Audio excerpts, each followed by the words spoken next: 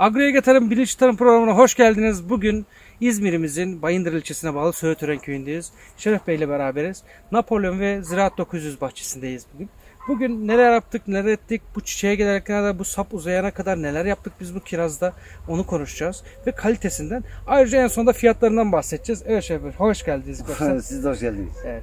Abi bu arada ilk başta sen tabii bizim 3 yıla yakın bir müşterimizsin. Evet. Neler uyguluyorsun, neler yapıyorsun bir kirazda, gördüğün farklılıklar ne? Valla şu içinde bulunduğumuz bahçe aşağı yukarı 5 yıldan beri 1 kilo kiraz alamadığım bir bahçeydi. Yani bir kasa, 2 kasa, 3 kasa kirazla burayı 100 ağacım var burada. Aşağı yukarı 3 ton kiraz almam gerekirken yani 300 kilo, 200 kilo, 300 kilo kirazla çıra çıkıyorduk. Ama bu yıl şimdi dallar sarkıyor, lafı bölüyor. Dallar sarkıyor yani, ve SNA'nın gözleri de dolu. Evet.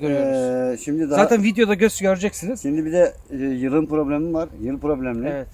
Yılın problemli olduğu halde 15 gün gecikti diye konuşmuştuk seninle. Aynen. 15 gün gecikti. Bir de ağaçlar yani şaşırdı yani. Evet. Alttan açamadı, normal açım yapamadı. Ama bizim bu Agroege'nin kullandığımız deniz yosunu aminoasit 415 diye bir gübre bu sene aldık. Ben bunları daha önce zeytinde kullanıyordum. Bu yıl ilk defa kirazda kullanıyorum. Ya bu üçlüsü zaten muhteşem Aynen, üçlü diye muhteşem üçlü. Ben inanmıyordum. İnternette seyrediyordum ama ispatı delili burada. Ben bu bahçe burada. Abi yan bahçede biz gördük. Daha çiçekte olan var. Daha iyileme dönemi dediğimiz dönemde evet. olan var. Sapta olan var. Bak, sarı samana gelmiş olan var. Aynen. Ama yan bahçe, komşularımın bahçesi bu ilaçtan kullanmadı. Bir tane kiraz yok. Evet. Çekirdek dahi kalmadı. Seneyenin gözleri de zaten zayıf, evet. Gördüğümüz kadarıyla. Şimdi Bostur 415 zaten deniz yosu aminoasit Borçinko ile beraber gözleri besliyoruz. Tutumu arttırıyoruz. Seneyenin gözlerini de besliyoruz ve sürgün uzatıyoruz. Zaten en büyük farklılık burada o. Sürgün uzatmak. Ama bir de tabandan hümik asit verdi. Evet. Organomax'ı sen zaten kullanıyorsun. Aynen. 415'i aynı zamanda 415'te hümik asidi tabandan da verdim. Bunu ne zaman verdim? Ağaç uyanmasına 1 dakika kala. Yani çok son anlarda. Ağaç uyanmaya başladı. Su yürürken zaten ona beraber. Su yürürken hümik asidi verdim. Ağaçların tutumu zaten çiçek açımından belli oldu. Bütün çiçek açtı. Düzgün. Yo maşallah. Kimse hiçbir şey diyemez. Bu çok güzel gerçekten. Evet. Durumunda. Napolyonların güzel. Burley vardı demiştin. Aynen. Napolyon Ziraat var. 900 Napolyon. Ya hepsi aynı ya. Dallar hep aynı. Tutumu var. Zaten sürgünlerde. Tutumlara bak. Bunu nasıl ilerledi? Şuna bak.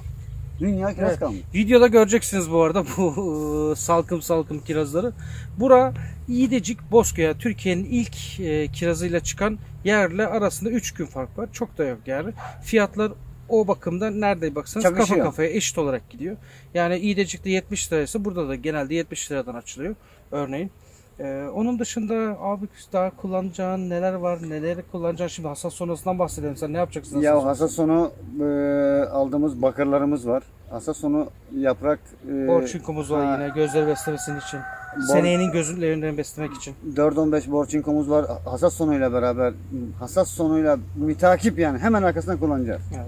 Zaten çiftçilerimiz hep diyoruz yani boş atmayın, kırmızı örümcek gördüyseniz bizim Bostur 415'te kullanın, içine katın, beraber uygulayın diyoruz. Şeref Bey de zaten Sarıbaşlar Ticaret olarak bölgede toptancılık yapan bir abimiz. Evet. Kiraz, incir ve zeytinde tüm herkesten, köylüden, çiftçiden malını toplayan, yani bu ürünün kalitesini bilen, kirazın, incirin, zeytinin kalitesini bilen, ona göre değerlendiren, ona göre fiyat veren bir abimiz. Evet abi, onunla ilgili ne diyeceksin?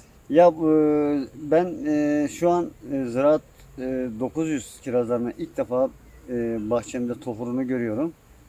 4-15 muhteşem üçlümüz var bizim. Yani ben mükafatını aldım. Herkesin almasını istiyorum.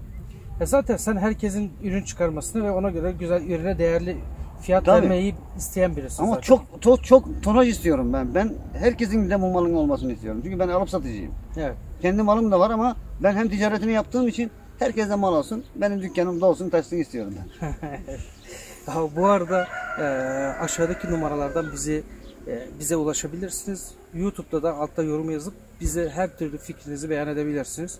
Çiftçimizin mutluluğu bizim gururumuzdur. Bizi izlemeye devam edin. Ayrıca Şeref abi diyeceğim bir şey var mı? Vallahi çok teşekkür ederim geldiğiniz için. Bizimle ilgilendiğiniz için. Biz teşekkür ederiz. Görüşmek üzere. Sağlıcakla kalın.